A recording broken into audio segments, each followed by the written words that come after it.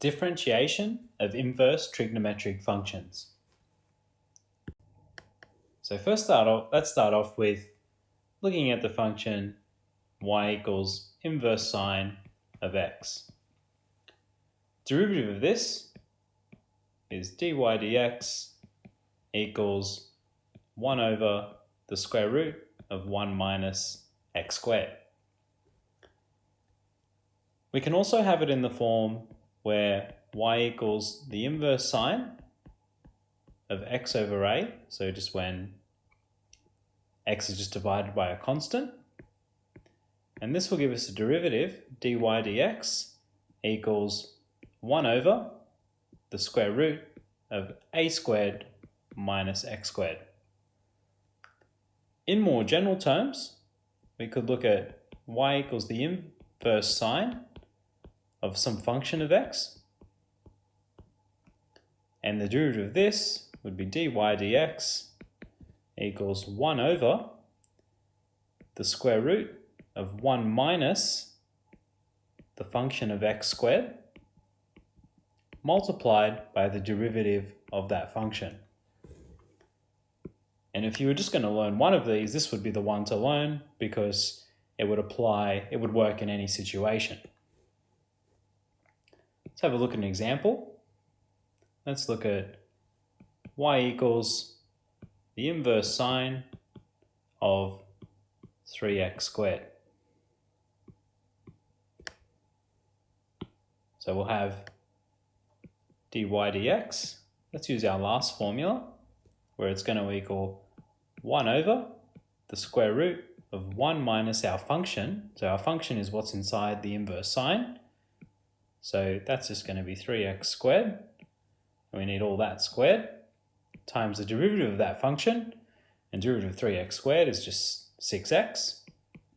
So we get our final answer being 6x over the square root of 1 minus 3x all squared. So 3 squared is 9 and x squared squared is x to the 4.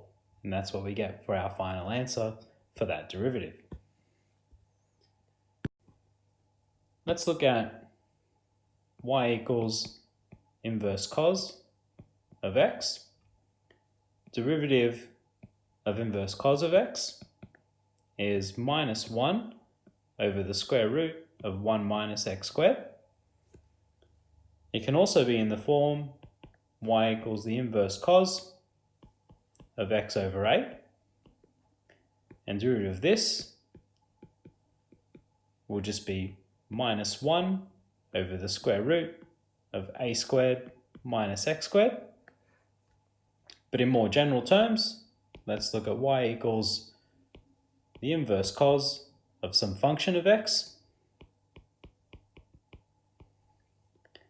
And this derivative will be dy dx equals minus 1 over the square root of 1 minus the function of x all squared multiplied by the derivative of that function. And let's have a look at an example. Let's look at y equals the inverse cos of ln of x. Now the derivative, we'll use our last formula again. Derivative of an inverse cos function is going to be 1 minus 1 over the square root of 1 minus our function squared. So this is going to be 1 minus our function is ln of x squared multiplied by the derivative of that function. So derivative of ln x is 1 on x. And this is going to give us our final answer for the derivative is minus 1 over x multiplied by root 1 minus ln x squared.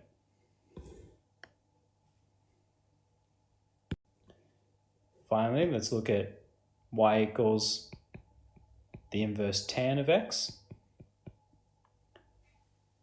So the derivative of inverse tan, dy dx, equals 1 over 1 plus x squared. Could be in the form y equals the inverse tan of x over a.